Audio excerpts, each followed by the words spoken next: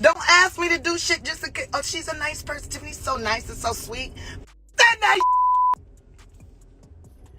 That nice. I'm tired of being nice to you raggedy and y'all lazy. Lately, Tyler Perry and Steve Harvey have faced criticism from several artists who allege that they employ controlling tactics, and now Tiffany Haddish has also unveiled a list of alleged scapegoats associated with Tyler Perry, including Steve Harvey, Kevin Hart, and more, suggesting that these influential figures may exercising control over the entertainment industry. I'm just tired of people playing with me. Don't nobody want to work for free. I don't even ask people to work for free. Comedian Cat Williams has shared a viewpoint implying that Tiffany Haddish might have accelerated her rise in the entertainment industry. This revelation prompts inquiries into the genuineness of Haddish's public persona, calling for a more thorough examination, while instances of celebrities leading dual lies are not uncommon. Haddish's journey to fame seems to offer a distinctive narrative. Williams, in his disclosure, delves into the intricacies, leaving no aspect unexplored. Do you think she wrote Girls Trip Goofball? Right. Or do you think that was already a script and they handed it to her? It's up to you, whatever you want to believe. In a recent interview on V1-103's Frank and Wanda in the Morning Show, Cat Williams openly expressed his opinions about several fellow comedians, including Lil R.Y., Jared Carmichael, Kevin Hart, and Hannibal Bus. Notably, Tiffany Haddish, the standout star from Girls Trip, emerged as the central focus of much of the criticism, having received an Emmy for his guest role on Atlanta. Cat Williams utilized the occasion to cast doubt on Tiffany Haddish's achievements in his critique.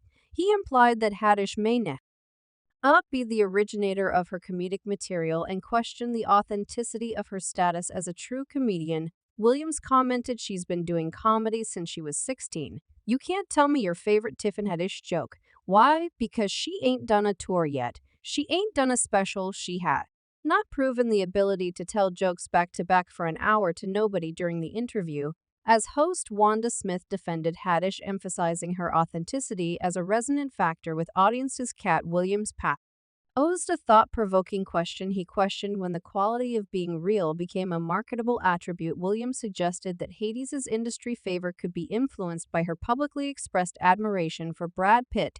Seizing the moment, Williams also acknowledged and praised several other Black female comedians, including Linnell Melanie Carco and Miss Laura, highlighting their talent and significant contributions to the comedy scene.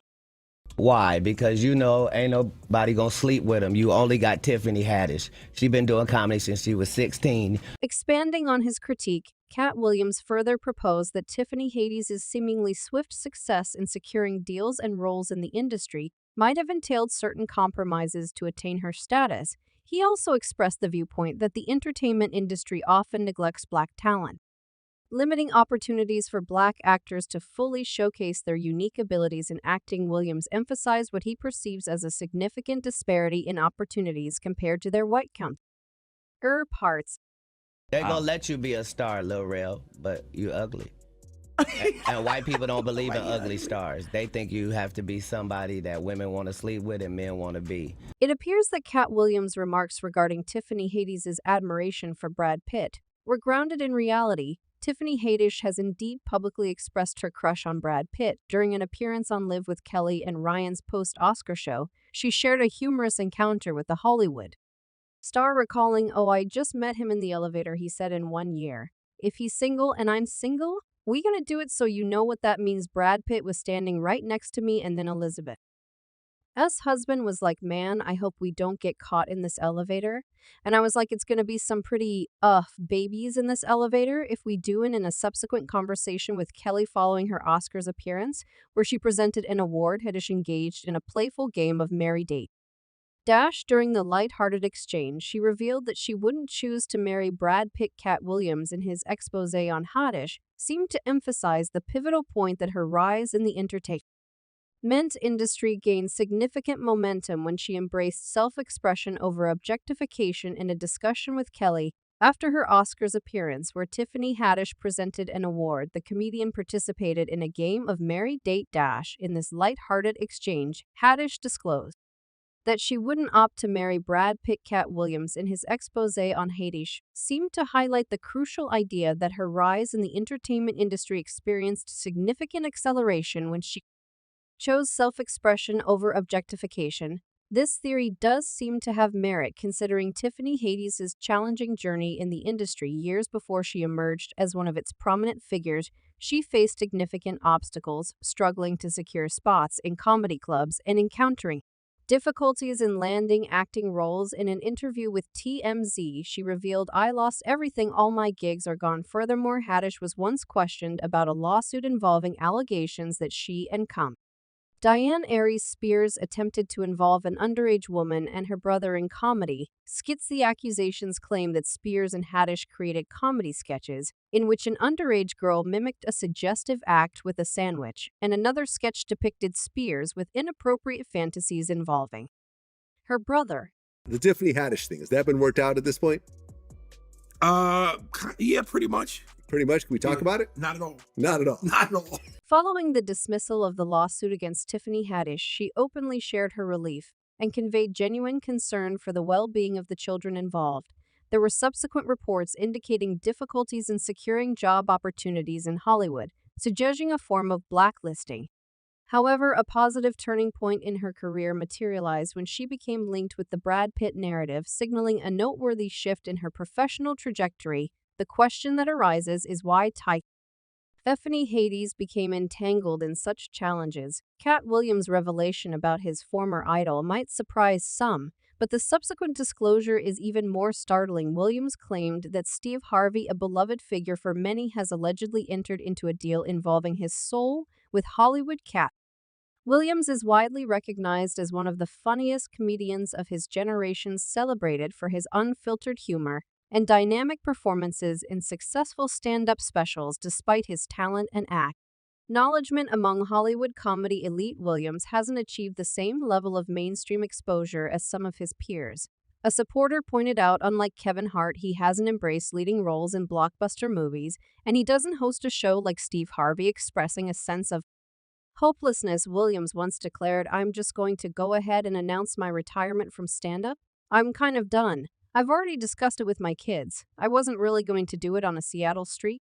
I was going to Los Angeles and do it in the offices of ICM or Live Nation." Rumors have circulated for a while suggesting that Cat Williams had been blacklisted from the industry, sparking inquiries into why he hadn't attained the same level of success as figures like Steve Harvey. It's worth noting that Williams and Harvey have had a strained relationship for over a decade, and there appears to be a significant reason behind their ongoing discord. Well, to be honest with you, Frankie, I didn't know nothing about this concept when the promoter told me about it in October. I shot it down cuz that ain't how I've ever promoted a show. However, do you think Steve is doing it all alone?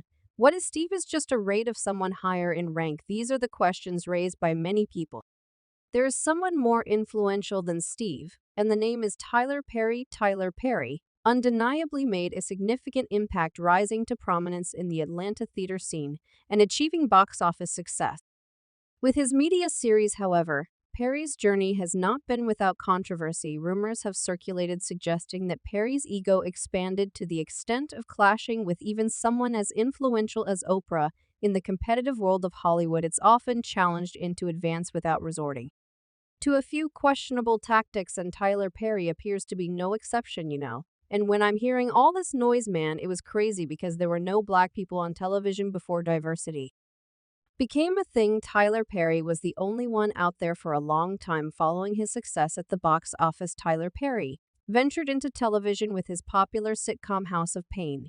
However, during negotiations for a lucrative syndication deal and a spin-off series called Meet the Browns, controversy arose. Deadline reported that Perry fired 4 writers who had requested union contracts, creating a contentious situation in the industry. Writer Terry Jackson told Deadline, "We were good enough to cross 8 over 100 episodes, but now when it comes to reaping the benefits of the show being syndicated and having other spin-offs from it, he decides to let us go unless we accept a horrible offer." Tyler Perry's response to the writer room dispute was to take matters into his own hands by stating that he now personally writes everything. However, Perry's issues with unions extended beyond the writer room. In 2015, actor unions SAGRA and Actors Equity took action by prohibiting their members from participating in per-stage play media on the run due to his production company's refusal to sign union contracts. While Perry may be focused on maximizing profits, his methods have not garnered unanimous approval from everyone in the industry. In the aftermath of the success of House of Pain and Meet the Browns, African-American journalist and cultural critic Jamila Lemieux penned an open letter to Tyler Perry published by NPR. In her letter, Lemieux expressed discomfort with Perry's use of stereotypes in his work, stating, "Through her, the country has laughed at one of the most important members of the Black community, Mother Dear, the beloved matriarch. I just can't quite get with seeing Mother Dear played by a 6'3" man with prosthetic breasts flopping in the wind. Our mothers and grandmothers deserve much more than that. Heck, our fathers and grandfathers deserve more. Mr. Perry, you have told the Hollywood old guard to kiss your backside, and I appreciate that, brother, but many Black folks have expressed some of the very same attitudes about your work that white critics have acclaimed." Film director Spike Lee is one of the notable figures who criticized Tyler Perry for his use of stereotypical characters in his work.